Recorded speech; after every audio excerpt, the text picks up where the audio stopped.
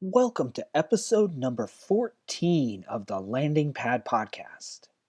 I just want to take a minute on today's show to say thank you. When I started the show, I didn't know if anyone would want to listen or if Arkansas would care about such a niche topic. But you have all embraced the show. We had over 300 downloads within the first 5 weeks of the show's launch, and you've continued to support the show through the current COVID crisis. The show has been on production hold since the beginning of March. It's now the end of April as we record today's episode. We're all still sequestered, but we're ramping up production virtually until we're able to record these episodes again in person. With that comes some challenges with technology, so I apologize in advance for some of the glitches in my audio. I've tried to edit out as much as possible to focus on the guests' responses, but you'll have to bear with me as we work through these technical issues. Let's jump right in. Welcome to the Landing Pad Podcast, Arkansas Edition, where we explore what it means to be an Arkansan through the eyes of non-native Arkansans who have landed in and come to love the natural state. All right, Razorbacks and expats, it's time to grab your cheese dip, sweet tea, sit back, and enjoy the show. Now, here's your host, Steve Rice. What's up, everyone? This is the Landing Pad Podcast, Arkansas Edition, and I am your host, Steve Rice. Thanks so much for joining me on the show today. My guest today is a woman of many talents. She works for a tech startup here in Little Rock. She does event planning and PR for a local boutique, and recently she launched her very own business. Above all, she's a mother balancing everything. I can't wait to learn more about her Arkansas story today on the Landing Pad. Sara Hurst, welcome to the show. Hi, thank you. Thank you for having me. Absolutely. So you were born in El Salvador in Central America, and I would love to kind of hear a little bit about your background. Can you tell me a little bit about your favorite memory growing up in El Salvador? Gosh, my favorite memory. My mom was a working mom, and she was also a single parent. I have two more siblings, so there were three of us, and I have a cousin that's about my age. She's 6 months older, but every time after school, my aunt would pick us up and take us to my grandmother's house. So I think like that was my favorite time because it would be my siblings, my cousins, my grandmother, and my aunt until my mom arrived after work. So I think most of my memories are at my grandmother's house, and I love that. My grandmother lived 2 blocks away from us, and my aunt lived in the house behind from us. So we were all living near to each other, and just like you say, we'd watch cartoons, and my mom was really strict on what she would feed us. But then you would get to grandma, and grandma would be like, oh, here's some Cheetos, there's some Kool-Aid if you want, There was a store in the corner, and she'd be like, here's some money, go buy some candy, and it was the best. Thank God for spoiling grandmothers. Yeah. I know, right? Now I'm paying it. Yeah. Now my mom is like spoiling my baby, but that's great. That's how you learn it. Yeah. But yeah, I think that's the busiest my grandmother's house has ever been, because then we all moved out, now even on holidays, it's not like we can all be together at the same time. So, we were very fortunate and we didn't know it. I'm really curious, now being in Arkansas, have you found any good Salvadorian food or restaurants here in Arkansas yet? Or are there? Well, have you ever had pupusas? I have not. Okay, that's our traditional dish in El Salvador, and it's very simple. I mean, it's a thick corn tortilla that has different fillings. It could be cheese, it could be pork, beans, and cheese, or veggies and cheese. It's just different fillings, and what makes it is the quality of the cheese that's really hard to find here. And I've tasted some different restaurants here, and they're all not the same except for one semi-restaurant. You'd say my brother-in-law was a teacher at Parkview a while back, and one of his students, his mom, owns a little restaurant by the heart hospital called Okay. Pupuseria Salvadoreña. And yeah, they Okay. only sell it Friday, Saturday, and Sunday. So Okay. you call, pick it up, and it's in the back of their house. They have a restaurant. I mean, I'm not Really? sure quite how regulated it is, but it's really good. Yeah. Oh, I may have to I may have to check that out. So Yeah. I'm curious, what brought you to Arkansas, or how did you end up in Arkansas? Yeah. So let's see, because I was telling you earlier, I went to a German school. So we learned German from kindergarten through high school. Every So your subject, school was in German? yes. Oh, All my wow. classes, with the exception of Spanish, was German, which is crazy. Yeah. Even to this day, my husband's like, "That's weird." I'm like, "Yeah, it was," but the German government Mhm. has created these German schools across Latin America. So Okay. what they do is they send some of their teachers, and then they also hire local teachers, Mhm. and they fund part of the school, and then the students pay for, because it's still private school. So part of it you pay it out of pocket, but then they also supply a lot of things Wow. that it would have been a really expensive experience Mhm. if you would have to pay everything out of pocket. But my mom has always been really focused and interested in our education. Mhm. I was telling you, she was a single mom. That was her biggest thing. You've got to have the best education, and for her that meant that school. And I think it was a great school, great discipline, learn different languages. I mean, most of my best friends are met during those years. I mean, Mhm. we're all everywhere in the world, and we have a WhatsApp group where every day Yeah. somebody's like Wow. messaging, which is great. It's crazy. But with that being said, my sophomore year in high school, I did an exchange program to Germany for about Mm. 6 months, and Mhm. I loved it. It was great, but my mom didn't love it so much. Ah, She thought it was too far. She yeah. was like, "Yeah, I don't know about that." When it was coming time for college, I said I really would love it. It's as you know, in Germany, schools are public, Yeah. and you don't have Yeah. to get into as much debt as you do here. Right. Right. So, I really wanted to go to school in Germany, and my mom wasn't sure. She said, you did the exchange program, but it was hard because you were far. Communication was hard back then. That was early 2000s. Yeah. It's not what you have now. So, my sister was here. She went to Harding. Okay. She was a Walton scholar. She's the smart kid in her family. um, so she said, well, if you want to go out of the country, you have to go to school in Arkansas because that's where your Mm. sister is. Ah, My gotcha. sister is 9 years older than me. So she's my older sister. And my mom knew that she was going to be another mom if I moved here. Mhm. Mhm. So when I was deciding schools, my sister said, I think you really like UCA. They have a lot of international students, and you will really like it. So I decided to go there, and Excellent. I came to Conway. I have Excellent. no clue what I was going to, but I was gonna say, yeah. so your sister was at Harding. How did she find out about the Walton Scholars Program, or how was she exposed first? How did you guys even know Arkansas was an option? Obviously you followed her, but how did she find out that information? Or Again, my mother, wow. she was going through a newspaper, and there was a small ad advertising the scholarship, and said, um, anybody interested in the scholarship, send your application, and you'll be taking a test with all the other applicants.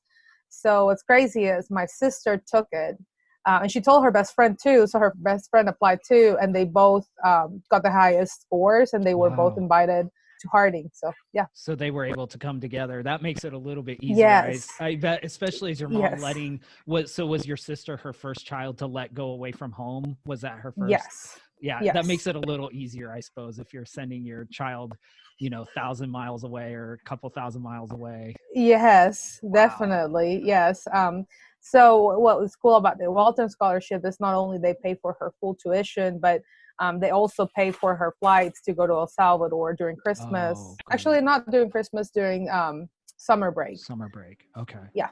So, and then you ended up coming to UCA, and hmm what did you study at UCA? I studied business administration and marketing. Okay, excellent. And hmm how was that adjusting to, a new culture? Obviously, you had lived outside the country already for a little bit in Germany. hmm You had traveled some. hmm What was different or same about coming to the United States as far as the cultural adjustment? What was that like? Yeah, I think what was interesting because El Salvador, people don't know a lot about it, but Mhm.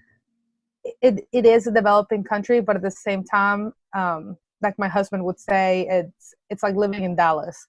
We Okay. have a lot of malls. It's very developed. We have really good highways, buildings, and any of the shops that you have here, we have it there. I mean, it's just a big city within a small piece of land, you would say. Mhm. But moving here to Conway, I had no clue what I was going to. This is Mhm. 2007. Conway did not look what it looks like now. Yeah. There were a lot of like house parties. I think what was cool is that UCA has a lot of international students. Okay. So I had a lot of friends. They put all the international students into one building. Okay. So you see people from everywhere. I mean, my really good friends at the time were from Mexico, France, Morocco. There were different students from Africa. Like my best friend and roommate was from Ukraine, Mm. and our suite mates were from Japan and Vietnam. So I Okay. thought that was really cool. So it was a neat experience because I just met people from everywhere, and people in Arkansas are just really nice. Mhm. So I don't think I had a hard time adjusting to the culture. And like when you live in El Salvador, most of the shows are in English. If you're watching cable TV, Mhm. I grew up watching Friends. So, you come back here and you kind of pick up on a lot of the things that you actually see on TV. So when you came here, you already spoke English, you spoke German, you speak hmm Spanish. Did you learn English in school, or how did you become proficient enough to be able to attend college in English? Yes. So I started. I guess I started learning English back in second or third grade. Okay. My mom would send us to classes on Saturdays. Okay. Again, it's my mom pushing for education. Yeah. Wow. But then within my high school, starting fifth grade, you would learn English. So I did Mhm. have English during school. Gotcha. And so your mother clearly had put a big emphasis on education. Is she a teacher, or why did she realize that education was so important for you all to be successful in the future? Yeah, I think it all comes to my grandfather. My Mhm. grandfather, he was an orphan. Well, he knew his parents, but he grew up in a coffee farm. Mm. His dad and his family lived very close to him, but they didn't have a relationship or anything. So from very little, he had to work really hard. He eventually owned a trucking business, trucking company, and later on he owned coffee farms. So basically, he bought all the coffee farms that his dad used to own, which I think is pretty cool. He was just a really hard worker, and he he really really wanted his kids to have an education. So he put that emphasis on my mother, and my mother became an engineer, and she was one of the first engineers of the country. She had a really big career working in telecommunications for Claro, which is a big company in El Salvador. And she recently retired 2 years ago. And she retired because I had a baby, and she wanted to come here and spend time with my baby. Perfect. She's like, I will be a full-time abuela. Yes, exactly. That's what she said. She was like, "I'm coming. Here's, here I come." I'm curious, what Mhm. was your first job out of school once you had your degree? Like, how did you start your career? What did your career start like? So, as a recent graduate, you're looking at different jobs online and you're just going through a list. You're like, yeah, I don't want to do that. I don't want to do that. And I saw this job for a marketing position within Whole Foods Market. And I thought, I want to work at a grocery store. So I kept going. Then somebody else sent me that same link. And then my sister said, hey, look, Whole Foods Market is hiring for a marketing coordinator. And I finally was like, okay, this seems like this needs to be where I need to apply. So I had never been to Whole Foods before. I had never been, this was 2011. This is before they had their bigger store in Little Rock. And I went online. I'm like, oh, this is a really cool store. How I haven't ever been there. But, I was new to Little Rock. I learned a lot about it. I really liked what they stood as a company. And I applied. I got the job. And I loved it. I mean, I worked there for 4 years, I think. It was a really, really great company to work for, to start with. I learned a lot about the food business, a lot about marketing. I met some really good people that still work there. I tell my husband every time I go to the store, if it takes longer, it's just because I'm always saying hi to former coworkers, and it was just like a big, big family. It's crazy, but it was. When you were getting out of school, had you decided you were going to stay in the States, or did you ever consider going back to El Salvador? What was that decision process Yeah. like? Frankly, I wasn't sure what I wanted to do. Okay. And after you graduate, you get a year with a visa to kind of work here Mhm. and, kind of decide what you want to do, or like if somebody wants to hire you. And I just decided to do it. I really like the lifestyle here. Not to say that the lifestyle in El Salvador is bad at all. It's just different culture. Mhm. For example, in El Salvador, you're supposed to live at home until you get married, which is, Mm. a big change. It's I don't know if after living by myself here, I could live at home, if Right. that makes sense. Yeah. It's just losing a lot of freedom. Right. And Right. as much as I love my family, it's nothing to do with my family. It's just a different lifestyle. Yeah. You stayed here, you got a job here, and then at what had you been like dating your husband? When did he come into the picture, or when did you all meet, or how did you No. meet him? Yeah. So after I worked at Whole Foods, I worked at an ad agency called Martin Wilburn Partners. Okay. While I was working there, I was a board member at Wildwood Park for the arts. And one of my friends that was part of the board too, she was doing event she was an event coordinator for Cash. So her office was very close to my husband, so she knew him, and we're talking about dating, and I said, I really haven't met anyone that I like or I'm interested in. And she Mhm. said, well, I know someone if you'd like to, meet. So we had a blind date, and it worked out. Wow. So Yeah. introduced through a mutual friend. And so what you Yeah. said that Cash is near his work. What type of Office. work does he do? He works in public finance for Cruz and Associates. Oh, okay. Yeah. Yeah. So her office for Cash was in that same building as Cruz and Gotcha. Associates. And so Yeah. then you guys met and eventually got married and now have a young baby. Tell me about your daughter. Yeah. Well, with my husband, it's funny. We got married 3 times. So Yes, so tell me yes. about that.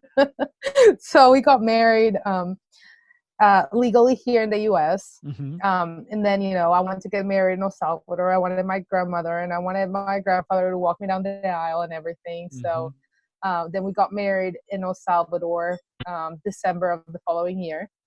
And then we are also part of the Annunciation Greek Orthodox Church. Okay. And I don't know if you know, but it's really hard to find a Greek Orthodox priest in El Salvador. And the one person that we had found, it turned out to be that he was a different kind of Orthodox, not Greek Orthodox. It was a lot of nuances that the church has itself. So we had to come here and get a blessing. through the Mm-hmm. church. So we got married 3 times. That's fascinating. Yeah, the Yeah. orthodoxy is there's definitely many different paths in orthodoxy. So you have Yes. to Yes. I've been to service at Greek, like at a Greek Orthodox church, and Yeah. depending what type of Greek Orthodox, and I've been to Russian Yeah. Orthodox, and so there's a lot of Yes. differences. You walk in and you're There's like, is this yes. even the same religion? Yes, yes. Yeah, you don't know. It could Yeah. be, we talked to the priest, and what was hard, it's like he was talking to me in Spanish, and I was trying to translate to my husband because, he knows some Spanish, but Mhm. as you can imagine, there's like some really formal words when it Yeah. comes to the Orthodox faith, and I was trying to translate it to Father, and Father was like, I don't think that this is the same. Yeah. um, you know, so we got married here again, and then that year, we became pregnant and had Isabella. Um, Isabella. yeah, Isabella. Yeah. And she's beautiful. Y'all have to run Thank out you. to see. So now, kind of pivoting with that, you mentioned that your grandfather was an entrepreneur and had different Hmm. businesses. He had the coffee Hmm. business and the trucking business, Hmm. and so it seems like in your blood, so to speak, is this entrepreneurial spirit that is now thriving in your life. I noticed that I guess went back to school to study entrepreneurship. Hmm. Is that correct? So you went Yes. and studied at Yes. UA Little Rock. Why did you decide to do that, or how did that come up? That really came like that really happened mostly because my like I was telling you, there's that year of a visa. Mm-hmm. It was coming to an end. Okay. So I needed to decide what do I wanted to do, and I wasn't ready to go back. Right. So my mom, education, she was like, well, "Why don't you go back to school?" And so I did. Get another degree. Yeah, so I did, and I thought entrepreneurship was really cool. My mom is also an entrepreneur, so she Okay. worked as an engineer, but she also has a business on the side. Um, she had a I don't even know how would this translate. um, she started when I was born. She just had a bakery. It was a distributor, so she didn't bake anything herself. It was just a distributor of a bakery. And then she added along another business of selling school supplies, and that's all year long. And she's had it since then. So now it's what 31 years, even more. So I Wow. remember growing up, going every weekend and helping her out, and just working without a pay. Yeah. Yeah. Since then, yeah, It was yeah. great. So It I, was great yeah. labor for her. She kept her Yes, costs it low. was. Yes, yes. She said, "You know what? I'm gonna pay for college, so you go ahead and like this is where you come and you work." So even when I was in college and I would come in the summers, I would come and help. I have to say, though, if you can get your education out of that, it's probably a pretty good deal in Yeah. exchange for Oh that. no, it And was. It was great. Yes. Would so not take it back. you've recently started your own business. So I'm curious Hmm. about how that came to be and how you decided to let's launch in the middle of a global crisis. Yeah, How there's a did you, number pandemic one, going on. This is great. yeah, how did this idea come? Tell me about your business, because I looked briefly at your website, but tell me Hmm. more about the business itself, and Hmm. then how did you make these decisions to go ahead and launch now? Yeah. So, uh, as a new parent,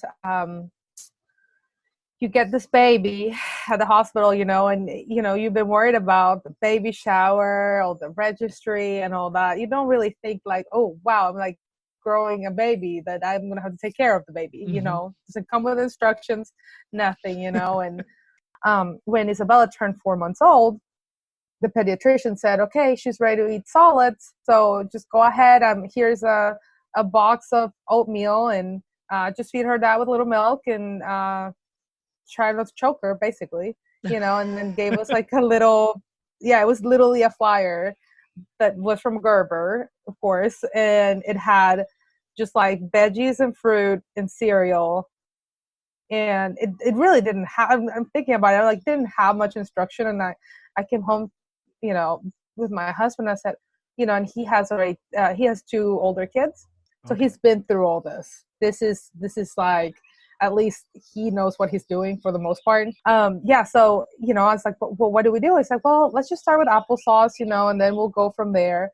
But I was really having a hard time not having any guidance. So I did a lot of research. There's different methods. People do baby purees. You can either make them yourself, or you can buy what's at the store, which, again, this is no criticism to any mom out there. I mean, as a mom, you do what you need to do with the time you have and to keep that stress level down. But for me, after working at Whole Foods, which has given me a huge knowledge on how food is grown and raised in this country, I believe in high quality standards for your food. If that makes sense. I don't like to get much processed food. So I started doing baby purees for Isabella, but as I was researching, I found this method called baby-led feeding. Baby-led feeding encourages kids to get messy, eat different kinds of foods, not as puree only, but just introducing the actual food to them, different meats, different veggies, different fruits. And the idea is that they eat with their hands, so they learn how to eat. They eat however much they want, and you just look at their cues when they're ready to stop. And that also helps them fight against obesity. Mm-hmm. So then they eat however much they want, and you're not like force feeding them the spoon to them. So I started cooking all that. And by the way, by the time I had Isabella, I had 10 other friends that were pregnant at the same time. I mean, it's been a lot of people right now that I know have had babies, and we're all stuck in that same boat. It's like, what do you feed them? How do you feed them? How often should I feed them? So, started making meals for Isabella that were baby-led feeding, and my husband said, that would be really cool if a lot of moms could get that. I said, I know, I would really like, this could be a really cool service. I don't know why nobody has thought of that, and of course they have. There's websites where you can purchase them and they'll get to your home, but they're not local. Mm-hmm. So that's where the idea came of doing a meal delivery service for kids and toddlers. That was just easy, healthy meals with simple ingredients that, is just easy meals, really. It doesn't matter if they're babies and you just started them on meals, or it could be that you're driving them from activity to activity, and then that you don't want to feed them fast food, so you can just grab one of the meals and have them ready for them. Or you're coming home from work. Usually when I'm usually at work and not working from home during a pandemic, I pick up Isabella from the daycare around 5, and she's usually ready to go to sleep by 6:30. So you can imagine how much time that lets you to make a dinner, give her a bath, and put her to bed. Yeah. So that's where that came from. Yeah. And what's the name of the company so everybody can find it? Yeah, it's Bella's Kitchen. So the website, yes. So it's from Isabella, and the website is bellaskitchenus.com. And the reason we didn't start it now. I've been thinking about it since she started eating around 6 months maybe, but it's been a process, getting all the food permits, getting a commercial kitchen, getting the providers, just getting everything aligned, getting the branding, getting the packaging, and then here we come in March. We're getting ready to launch. Had ads coming, and then we shut down. Yeah, the whole world, basically. Yes, yeah, literally, where everything shut down. I had to call the publisher and say, "Hey, listen, like I don't know that I can launch right now. There's just no way I can do it right now." And here we are. Yeah. And we decided to launch last week. Mm-hmm. The reason we decided to launch during this craziness, it's because it's right now it's been harder than ever for parents. Yeah. I mean, both my husband and I, we work. So we're alternating alternating the puppy, because we also have an 8-month-old Doberman who's crazy. So I think this is a service that could help parents. Mm-hmm. I think it can help them even during this crazy time, or especially during this crazy time.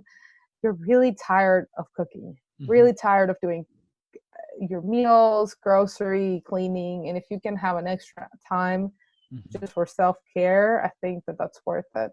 And so people can go, and I assume it's like other delivery services or food prep services where you order the number of meals you want and then it's delivered. Is that how it works?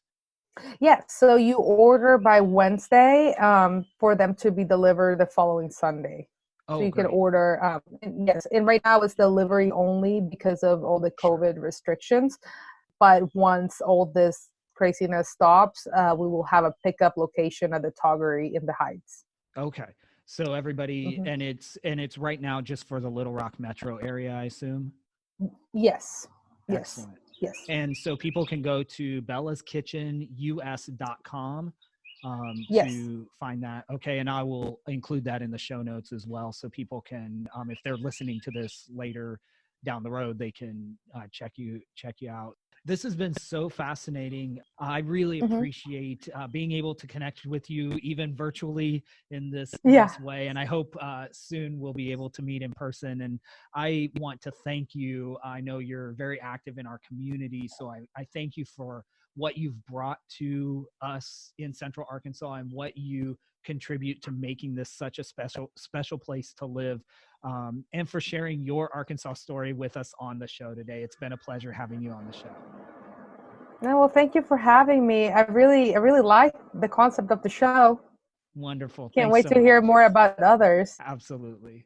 If you enjoy the show, be sure to like, subscribe, and follow. And I'd certainly appreciate a rate or review to help others find the show.